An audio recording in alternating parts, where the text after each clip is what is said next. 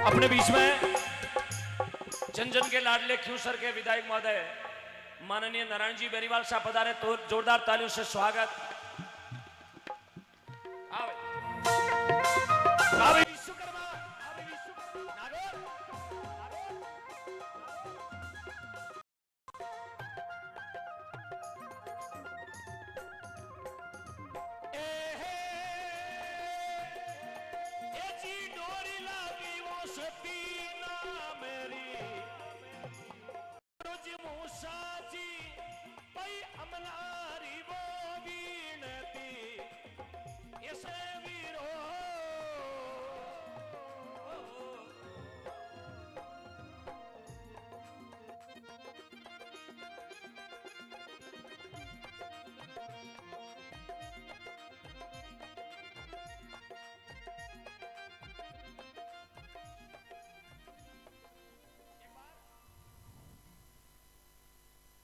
मंगनाराम जी गोदारा से निवेदन है, कृपया मंच पर पधारें। आदरणीय विधायक महोदय का स्वागत सम्मान कराएं। राजस्थानी आन बान और शान के प्रतीक साफा पहनाकर, माला पहनाकर और स्मृति चिन्ह प्रदान करके इनका भावभीना स्वागत और अभिनंदन कराएं। मैं विद्यालय के प्रधानाचार्य नरेश जी से निवेदन करूंगा, आप आगे पधारें। दौलत राम जी और मंगनाराम जी गोदारा के साथ स्वागत की इस श्रृंखला में सहभागी बने।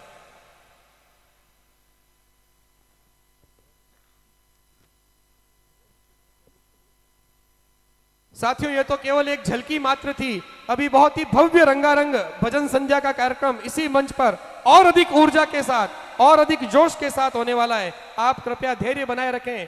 सर्वाधिक YouTube सब्सक्राइबर इस विद्यालय की बहन सुनीता स्वामी, वो भी अपने बीच भजनों की स्वर लहरियां प्रस्तुत करेंगी। उनका भी कार्यक्रम होने वाला है, कृपया आप धैर्य बनाए रखें। अभी इस विद्यालय के कुछ विद्यार्थियों का MBBS की परीक्षा में, नीट की परीक्षा में भी चयन हुआ है, उनका सम्मान इस मंच के माध्यम से करेंगे। फिर पुनः मैं माइक मंच में जो संगीतकार हैं, जो गायक कलाकार हैं, उनको सौंप देंगे। आदरणीय नारायण जी बेनीवाल।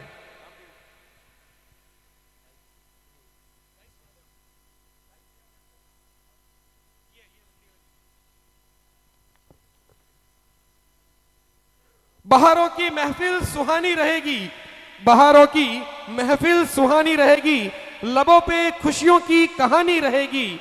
चमकते रहेंगे खुशियों से ये सितारे, चमकते रहेंगे खुशियों से ये सितारे, अगर आपकी तालियों की मेहरबानी रहेगी, अगर आपकी तालियों की मेहरबानी रहेगी। एक बार जोरदार करतल ध्वनि, जोरदार तालियां क्यूसर विधायक श्रीमान नारायण जी बेनीवाल के लिए।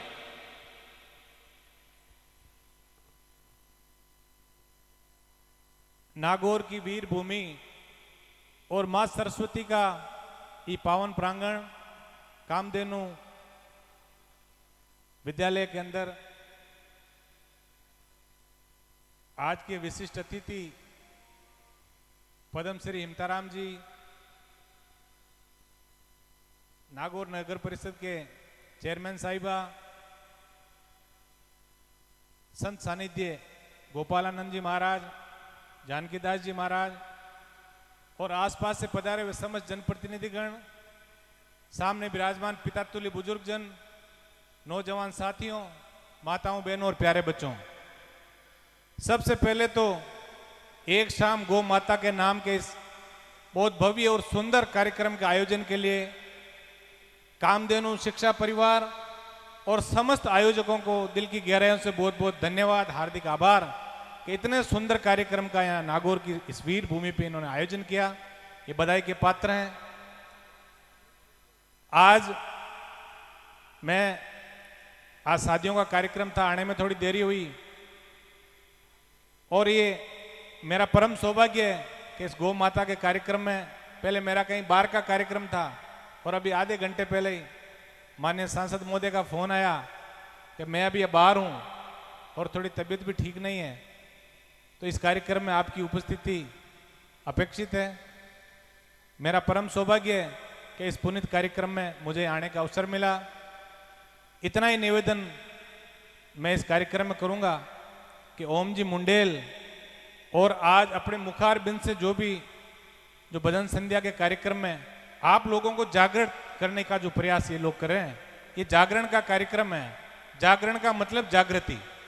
जागृति शब्दों के माध्यम से जागृति चाहे धार्मिक हो, आर्थिक हो, सामाजिक हो, राजनीतिक हो, जहां भी जागृति का मौका मिले आप लोगों को भरसक प्रयास करना चाहिए, क्योंकि 75 साल देश को आजाद हुए हो गए और जो एक बीड़ा ओम जी ने उठाया है, मैं अक्सर इनके कार्यक्रमों में मुझे जाने का मौका भी मिला है कई बार।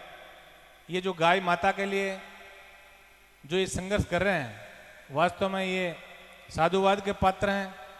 और जितने भी संत महात्मा जो हमेशा गाय माता की चिंता जो करते हैं, और ये धर्मशास्त्र भी कहते हैं यदि गाय नहीं बची तो प्रकृति भी नहीं बचेगी। तो निश्चित रूप से आप सब जो लोग जिन्होंने ये बीड़ा उठाया गाय माता को बचाने का और राष्ट्र माता घोषित करने का जो बीड़ा उठाया है, इतना ही निवेदन मैं आप लोगों से करूंगा इस मंच के माध्यम से।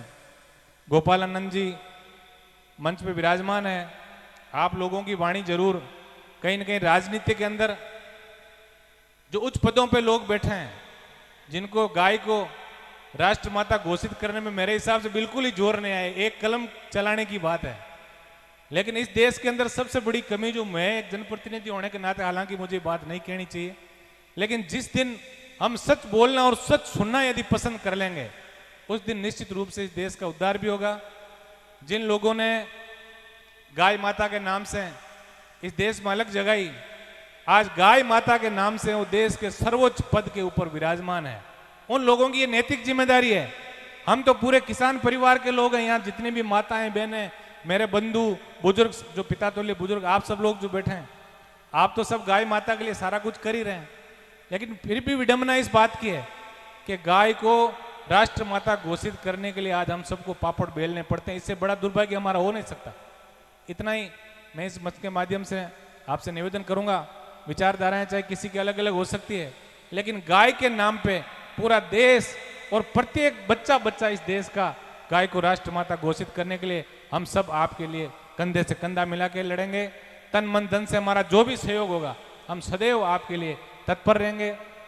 माता बहनें भी बैठी है, थोड़ा जनप्रतिनिधि हूँ तो गाय के साथ साथ संस्कारों की बात भी करूंगा, क्योंकि धर्म की दूरी जो है वो आप लोग हैं। जो माता बहनें बैठी है, धर्म सारा आपके नाम से चलता है, क्योंकि हमें पता है, हम भी जिन घरों से, जिन किसान परिवार में हमने जन्म लिया, आज भी देखते हैं हमारी माताएं बहनें हमसे पहले उठती है। कबूतर के चुग्गे से लेके गाय की रोटी से लेकर सारा धर्म कर्म का काम माताएं बहनें करती है। तो धर्म की सबसे बड़ी दूरी आप हो, और हम मध्यम वर्ग के लोग हैं। संस्कार जो है वही हमारी सबसे बड़ी पूंजी है। इसलिए मैं इतना ही निवेदन माता बहनों से करूंगा कि आप बच्चों के साथ साथ बेटियों को पढ़ाएं, क्योंकि बेटियां 2 घरों को रोशन करेगी, और अच्छी संस्कारी शिक्षा देके उनको आगे बढ़ाएं, ताकि वो हमारे परिवार का, हमारे समाज का, हमारे देश का नाम रोशन करके आगे बढ़ें।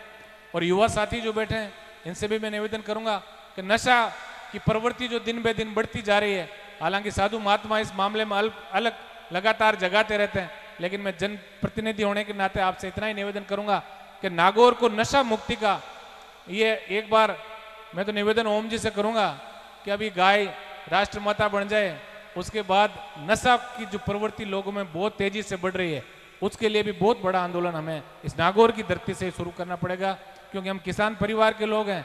और एक बात छोटे भाई हो, आप इस बात को आप गिन के गांठ बांध लेना कि यदि नशा हमारे घरों में घुस गया तो हमारे घर सारे के सारे खोखले हो जाएंगे। आपको इस बात का विशेष ध्यान रखना है। एक बार पुनः इस कार्यक्रम के समस्त आयोजकों को दिल की गहराइयों से बहुत बहुत धन्यवाद, साधुवाद कि बहुत ही सुंदर कार्यक्रम का आपने आयोजन किया। और एक निवेदन भी करूंगा कि धर्म कर्म का जहां भी काम हो और जहां भी आयोजन हो, आप लोग थोड़ा समय निकाल के, क्योंकि ये गौ माता के साथ साथ संत महात्मा जो विराजे हैं, ये आत्मा और परमात्मा के मिलन की बहुत अच्छी बातें। इस सांसारिक मोह माया से हम कैसे अलग चल के और हमें एक अच्छा समय बिता सकते हैं, इसके बारे में भी हमेशा आप लोगों को बताने का पूरा प्रयास करेंगे। एक बार पुनः परमपिता परमेश्वर से आप सब लोगों के उज्जवल भविष्य की शुभकामना प्रसिद्ध करते हुए इस कार्यक्रम के आयोजकों को दिल की गहराइयों से बहुत बहुत धन्यवाद देता हूं। जय हिंद, राम राम सर।